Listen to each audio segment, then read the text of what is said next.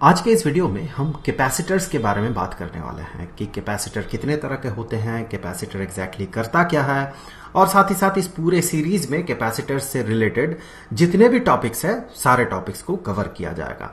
तो ये जो वीडियो है ये बिल्कुल बेसिक वीडियो है। हम जानेंगे कि कैपेसिटर्स एग्जैक्टली है क्या, ये काम कैसे करता है। चलिए एक प्रैक्टिकल एक्सपीरियंस से शुरू करते हैं। कभी कभार देखिएगा फैन का स्विच ऑन करने के बाद भी फैन घूमता नहीं है, ये चलता नहीं है। फिर जब आप इसे घुमा देते हैं, एक इनिशियल एक टॉर्क प्रोवाइड करते हैं, आप इस ब्लेड को घुमा देते हैं एक्सटर्नल फोर्स से, तो फिर ये चलने लगता है। इलेक्ट्रिशियन आता है और वो कहता है कि इसका कंडेंसर खराब हो गया है। कंडेंसर बेसिकली कैपेसिटर्स को ही कहा जाता है। पुराना टर्मिनोलॉजी है कंडेंसर, आजकल हम इसे कैपेसिटर्स कहते हैं। एग्जैक्टली ये कैपेसिटर करता क्या है, इस फैन में ये क्या करेगा।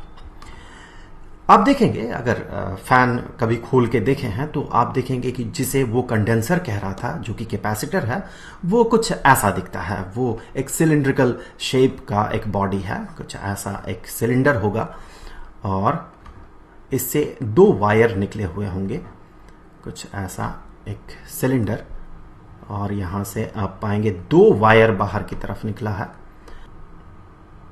और इन्हीं दो वायर से हम कंडेंसर को या फिर कहें कैपेसिटर को सर्किट के साथ जोड़ते हैं। ये करता क्या है, ये स्टोर करता है बेसिकली एनर्जी। किस फॉर्म में स्टोर करता है, इसे समझने से पहले आपको इसका इंटरनल स्ट्रक्चर समझना होगा। वैसे कैपेसिटर सिलिंड्रिकल ही होगा, इसका कोई मतलब नहीं है। तो चलिए देखते हैं सबसे पहले कि अगर ये सिलिंड्रिकल शेप का कैपेसिटर हुआ, जिसे कि हम सिलिंड्रिकल कैपेसिटर कहते हैं, अगर ये सिलिंड्रिकल शेप का हुआ तो इंटरनली ये एग्जैक्टली इसका स्ट्रक्चर क्या है और ये काम कैसे करेगा। तो यहां पर रहते हैं दो सिलिंड्रिकल प्लेट्स। तो ये बाहर वाला सिलेंडर और इसके अंदर रहेगा एक और सिलेंडर, कुछ ऐसा, और एक वायर जो है ये जुड़ा हुआ होता है बाहर वाले सिलिंड्रिकल प्लेट के साथ, और एक वायर इसके अंदर वाले सिलिंड्रिकल प्लेट के साथ जुड़ा हुआ होता है। अब एक वायर जो है, ये वाला जो वायर है, ये वायर ये बाहर वाले प्लेट के साथ जुड़ा हुआ होगा, और ये जो वायर है ये अंदर वाले प्लेट के साथ जुड़ा हुआ होगा। जब इसे हम एक्सटर्नल पावर सोर्स के साथ जोड़ते हैं, चीजों को आसान रखने के लिए एसी की जगह डीसी कंसीडर करते हैं, डायरेक्ट करंट को। तो जब हम इसे मान ले एक बैटरी के साथ जोड़ देते हैं, तो ये जुड़ गया एक बैटरी के साथ, तो होता क्या है कि ये इलेक्ट्रॉन का फ्लो जो होगा यहां से, ये इलेक्ट्रॉन सेंड करेगा, कुछ इलेक्ट्रॉन्स यहां सेंड करेगा, और यहां से इलेक्ट्रॉन्स कुछ अंदर आ जाएंगे। हम कहते हैं कि करंट का जो फ्लो है, करंट का फ्लो का डायरेक्शन इधर से इधर है, और करंट इस डायरेक्शन से इस डायरेक्शन में फ्लो कर रहा है, पॉजिटिव टर्मिनल से होते हुए इधर से निगेटिव टर्मिनल की तरफ। और अगर ये वाला फ्लो हम देखें तो ये है इलेक्ट्रॉन का फ्लो, एग्जैक्टली ऑपोजिट डायरेक्शन में होता है इलेक्ट्रॉन का फ्लो, किसके, करंट के। तो यहां पर अगर हम इसे एक्सटर्नल सोर्स के साथ जोड़ते हैं तो आप ये पाएंगे कि यहां पर बहुत सारे चार्जेस इस प्लेट में आ जाएंगे। इस बड़ा वाला जो सिलिंड्रिकल प्लेट है उसके इंटरनल सरफेस में आ जाता है, और बहुत सारे नेगेटिव चार्जेस जो है वो अंदर वाले जो सिलिंड्रिकल सरफेस है, बॉडी है, सिलिंड्रिकल बॉडी है, उसके आउटर सरफेस में आ जाता है, कुछ ऐसे। अब इससे होगा क्या कि अब चार्ज तो स्टोर हो गया। चार्ज स्टोर होने के बाद अगर आप इसे सर्किट के साथ जोड़ देते हैं, किसी तरह से चार्ज यहां पर आ गया। अब अगर आप इस सिलेंडर को, इस जो चार्ज स्टोर करके रखा है, इस सिलेंडर को अगर किसी भी सर्किट के साथ जोड़ते हैं, तो ये हो गया वो सिलेंडर या फिर कहें कैपेसिटर, सिलिंड्रिकल कैपेसिटर। अगर अब आप इसे किसी एक्सटर्नल सर्किट के साथ जोड़ते हैं तो होगा क्या कि यहां अंदर से जो निगेटिव चार्जेस हैं और यहां पर पॉजिटिव चार्जेस हैं, तो ये जो निगेटिव चार्जेस है, ये निगेटिव चार्जेस फ्लो करने लगेंगे, और फ्लो करते हुए ऐसे लोड से पार होते हुए यहां पहुंच जाएगा। और ये दोनों प्लेट्स जिसमें नेगेटिव चार्ज है वहां से नेगेटिव चार्ज बाहर निकल गया, और जहां पर पॉजिटिव चार्ज है वहां पर नेगेटिव चार्जेस अंदर आ गया, दैट मीन इलेक्ट्रॉन अंदर आ गया। तो इससे क्या होगा, दो प्लेट्स जो है ये चार्ज प्लेट्स दोनों एक दूसरे को न्यूट्रलाइज कर देंगे। लेकिन इस पूरे प्रोसेस में और भी एक चीज होगा, वो ये कि यहां से जब करंट का फ्लो होगा, करंट का फ्लो तो इस डायरेक्शन में होगा, इलेक्ट्रॉन का फ्लो, इलेक्ट्रॉनिक करंट अगर कहें तो उसका फ्लो इस डायरेक्शन में है, दाहिनी ओर से बाईं ओर। लेकिन करंट का फ्लो जो है, कन्वेंशनल करंट का फ्लो, उसके अपोजिट डायरेक्शन में होगा। तो करंट का फ्लो जब होगा यहां से, तो ये कुछ एनर्जी डिसिपेट करेगा। तो जब कंडेंसर फैन में लगा हुआ होता है, या फिर कहें कैपेसिटर फैन में लगा हुआ होता है, तो इसका फंक्शन यही है। जब आप स्विच ऑन करते हैं तो यहां पर इस कैपेसिटर में, इसके दो प्लेट्स में, दो अलग अलग प्लेट्स में दो अलग अलग नेचर का चार्जेस आ जाता है, एक में पॉजिटिव, दूसरे में नेगेटिव। फिर ये जुड़ता है फैन के सर्किट के साथ, और ये पूरा का पूरा जो ये चार्जेस है ये इसे डिस्चार्ज कर देता है उस सर्किट के थ्रू।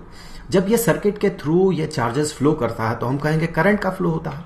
तो करंट का फ्लो हो रहा है उस सर्किट से, ह्यूज अमाउंट ऑफ करंट का फ्लो होता है वहां पर। इससे क्या होता है, इस फैन को एक इनिशियल टॉर्क मिल जाता है, एक फर्स्ट स्टेज में इसे मिल जाता है टॉर्क, और ये घूमने लगता है।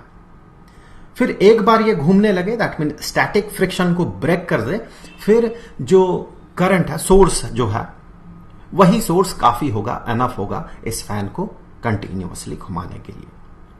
तो कंडेंसर का यही बेसिकली काम है, कैपेसिटर्स का मुझे कहना चाहिए। तो यही बेसिक काम है कि ये चार्ज को, दो अलग अलग नेचर के चार्ज को ये दो अलग अलग जगह पे स्टोर करता है, और जब जरूरत पड़ता है तो ये इसे डिस्चार्ज कर देता है, दैट मीन करंट का फ्लो करवाता है सर्किट से, और इससे huge amount of energy release होता है, एनर्जी का बर्स्ट होता है। जिससे कि जैसे फैन के केस में हमने देखा, तो इससे होता यह है कि जो स्टैटिक फ्रिक्शन है उसे ये ब्रेक कर पाता है। यहां पर कुछ चीजें आपको पता होना चाहिए कि जब भी एक कैपेसिटर को आप किसी सोर्स के साथ जोड़ते हैं, जैसे यहां पर हमने इस बैटरी के साथ जोड़ दिया, फॉर एग्जाम्पल ये जो बैटरी था ये 12 वोल्ट का बैटरी था, 12 वोल्ट। तो चार्जेस जो दो प्लेट्स में आएंगे वो चार्जेस कुछ ऐसे आएंगे कि एक में आएगा निगेटिव चार्ज, दूसरे में आएगा पॉजिटिव चार्ज, और चार्ज का जो मैग्नीट्यूड होगा वो एग्जैक्टली सेम होगा। अगर एक में मान लेते हैं कि 5 यूनिट का चार्ज आता है, तो दूसरे में भी 5 यूनिट का ही चार्ज आएगा, मान ले 5 माइक्रोकूलम, मैं ऐसे ही रफ डेटा बता रहा हूं, 5 माइक्रोकूलम का अगर चार्ज आता है तो एक में पॉजिटिव 5 माइक्रोकूलम आएगा, तो दूसरे में निगेटिव 5 माइक्रोकूलम आएगा। चार्ज का जो मैग्नीट्यूड होगा वो सेम होगा, नेचर अपोजिट होगा। तो यहां पर अगर मैं कहूं क्यू चार्ज आया, निगेटिव क्यू, तो यहां पर इस प्लेट में पॉजिटिव क्यू चार्ज आएगा। तब तक ये चार्ज को स्टोर करते रहेगा जब तक कि ये जो बैटरी का जो वोल्टेज है, जो कि 12 वोल्ट है, इन दोनों प्लेट्स के बीच का भी पोटेंशियल डिफरेंस उतना ही ना हो जाए। तो इन दोनों प्लेट्स के बीच भी उतना ही पोटेंशियल डिफरेंस बन गया। अब ये जो चार्ज का फ्लो है अब बंद हो जाएगा। तो अब ये कैपेसिटर जो है ये पूरी तरह से चार्ज से फिल्ड हो गया। अगर आप बाहर से देखते हैं कैपेसिटर को, तो आप ये कहेंगे कि कैपेसिटर जो है ये अनचार्ज्ड बॉडी है, क्योंकि जितना इसमें पॉजिटिव चार्ज है उतना ही नेगेटिव चार्ज है। सो नेट चार्ज तो उसमें होता नहीं है कुछ। सो नेट चार्ज जो है एक कैपेसिटर में, आफ्टर चार्जिंग आप इसे चार्ज कर दे, उसके बाद भी नेट चार्ज इसका 0 ही होता है। लेकिन चार्जेस चूंकि यहां सेपरेटेड है, एक डिस्टेंस में सेपरेटेड है, उसके कारण जब आप इसे जोड़ते हैं सर्किट के साथ, तो इसमें फ्लो होता है इलेक्ट्रॉन्स का, आप कह सकते हैं करंट का फ्लो होता है, जिससे कि ये एनर्जी रिलीज करता है। वैसे नेट चार्ज इसका 0 ही होता है। तो नेट चार्ज अगर एक कैपेसिटर में 0 होता है तो ये क्या स्टोर करता है? बेसिकली ये चार्ज को सेपरेट करता है, और अगर स्टोर करने की बात करें तो ये एनर्जी को स्टोर करता है।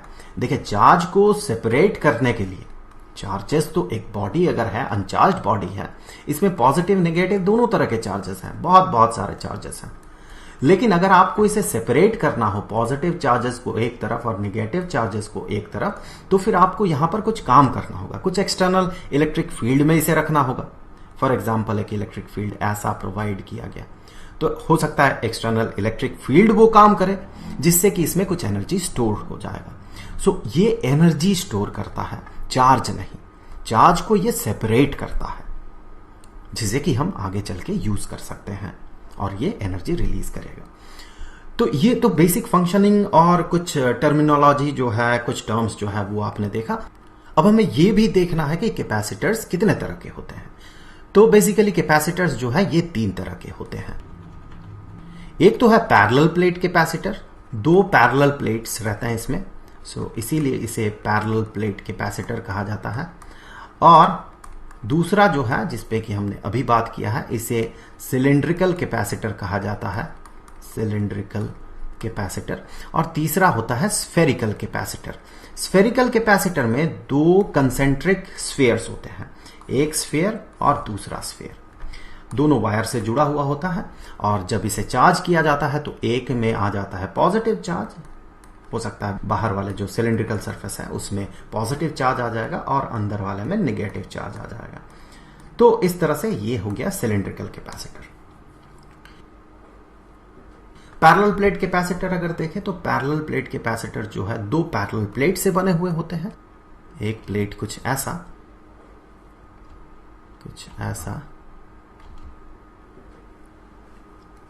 और दूसरा प्लेट जो है इसी के साथ पैरेलल कुछ ऐसा। तो ये बन गया पैरेलल प्लेट कैपेसिटर। इसे जब आप एक्सटर्नल बैटरी से जोड़ते हैं, एक्सटर्नल सोर्स से, पावर सोर्स से, तो होता यह है कि फॉर एग्जांपल अगर ये 12 वोल्ट का बैटरी है तो इसमें कुछ चार्जेस पहुंच जाता है। कैसे? इस प्लेट के इंटरनल सरफेस में आपको मिलता है नेगेटिव चार्जेस, बहुत नेगेटिव चार्जेस, और इस प्लेट में आ जाता है बहुत सारे पॉजिटिव चार्जेस। जितने पॉजिटिव चार्ज उतने ही नेगेटिव चार्ज। तब तक इस चार्ज का फ्लो होता है जब तक कि इन दोनों प्लेट्स के बीच पोटेंशियल डिफरेंस इतना ही ना हो जाए जितना कि इस बैटरी का है। तो चलिए, इसका जो वोल्टेज है इसे V से मैं डिनोट कर रहा हूं, तो ये भी पोटेंशियल डिफरेंस जो है ये V हो जाएगा। सो मैं यहां से 12 वोल्ट काट दे रहा हूं। वो एग्जाम्पल था एक। सो ऐसा चार्ज डिस्ट्रीब्यूशन बनाने के लिए कुछ तो एनर्जी लगेगा, कुछ एनर्जी प्रोवाइड करना होगा इसे। सो कुछ एनर्जी यहां पर प्रोवाइड किया जाएगा। अगर आप इस पैरेलल प्लेट कैपेसिटर को, चार्ज्ड पैरेलल प्लेट कैपेसिटर को किसी सर्किट के साथ जोड़ देते हैं तो वही एनर्जी जो है ये रिलीज्ड हो जाएगा उस सर्किट में। अब कैपेसिटर के एक और प्रॉपर्टी के बारे में बात कर लेते हैं। इसी कैपेसिटर की अगर बात करें तो एक प्रॉपर्टी इसका होगा कैपेसिटेंस। इस पे हमने पिछले वीडियो पे बात किया था, बेसिक जो इसका डेफिनेशन है इस पे बात किया था। आई होप कि आपने वो वीडियो देखा होगा। वैसे इस वीडियो का लिंक मैं डिस्क्रिप्शन में डाल दूंगा, साथ ही साथ आपको यहाँ सजेस्टेड वीडियोस में भी वो दिखेगा। कैपेसिटेंस, किसी भी बॉडी का जो कैपेसिटेंस है, इससे हम क्या समझते हैं कि एक आर्बिट्ररी बॉडी मान लें, इस पे हमने कुछ चार्ज प्रोवाइड किया। चलिए, कुछ पॉजिटिव चार्ज हमने प्रोवाइड किया। कैसे पॉजिटिव चार्ज हम प्रोवाइड कर सकते हैं? इलेक्ट्रॉन को बाहर निकाल दें। सो यहां पर कुछ पॉजिटिव चार्जेस हमने प्रोवाइड किया, तो वो चार्ज इसके सरफेस में आ जाएगा। ये कंडक्टर है, सो इसके सरफेस में आ जाएगा। और इसका जो पोटेंशियल है, जब इसमें चार्ज नहीं था तो पोटेंशियल इसका 0 था, अब इसका कुछ पोटेंशियल बनेगा। तो यहां पर मान ले इसका पोटेंशियल V बना। हमने कितना चार्ज प्रोवाइड किया? इतना चार्ज प्रोवाइड किया। पोटेंशियल इसका पॉजिटिव बनेगा। तो इसका जो कैपेसिटेंस होगा उसे कुछ ऐसे डिफाइन किया जाता है कि यह है charge provided per unit potential.